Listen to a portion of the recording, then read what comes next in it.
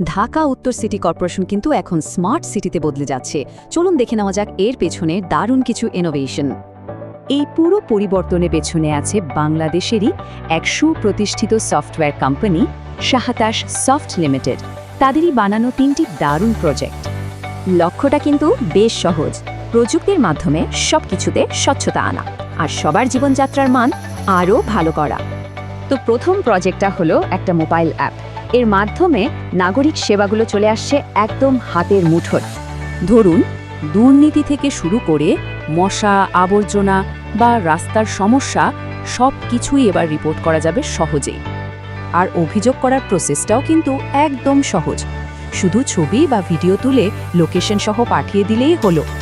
শুধু তাই না, জরুরি প্রয়োজনে রিয়েল টাইম অডিও ভিডিও সরাসরি 999-এ পাঠানো যাবে, মানে সাহায্য আসবে খুব দ্রুত।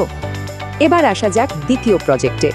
এটা শহরের পরিবহন খাতে, বিশেষ করে রিকশা নিয়ে একটা বড় সমাধান। অবৈধ রিকশার ভিড় আর যখন তখন ভাড়া নিয়ে ঝামেলা, এটা কিন্তু একটা বিরাট সমস্যা ছিল, তাই না?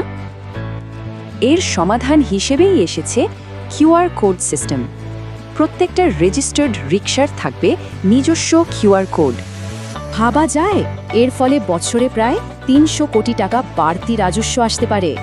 শুধু টাকাই নয়, অবৈধ রিকশা নিয়ন্ত্রণ থেকে শুরু করে ট্রাফিক ম্যানেজমেন্ট সবকিছুতেই শৃঙ্খলা আসবে। আর শাহতাজ সফটের তৃতীয় প্রজেক্টটি হলো কর্পোরেশনের নিজস্ব গাড়ি ব্যবস্থাপনার জন্য দারুণ একটা সফটওয়্যার। এটা আইওটি বেসড, মানে লাইভ ট্র্যাকিং, ফিউল মনিটরিং, এমনকি মেইনটেনেন্স অ্যালার্ট সবই অটোমেটেড। ফলে যেখানে আগে অপচয় আর নিরাপত্তাহীনতা ছিল, এখন সেখানে আসছে দক্ষতা আর পুরোপুরি জবাবদিহিতা। গাড়ি আর চালকের সব ডেটা এখানে নিরাপদে থাকছে। এতে প্রশাসনিক স্বচ্ছতাও কিন্তু অনেক বাড়ছে।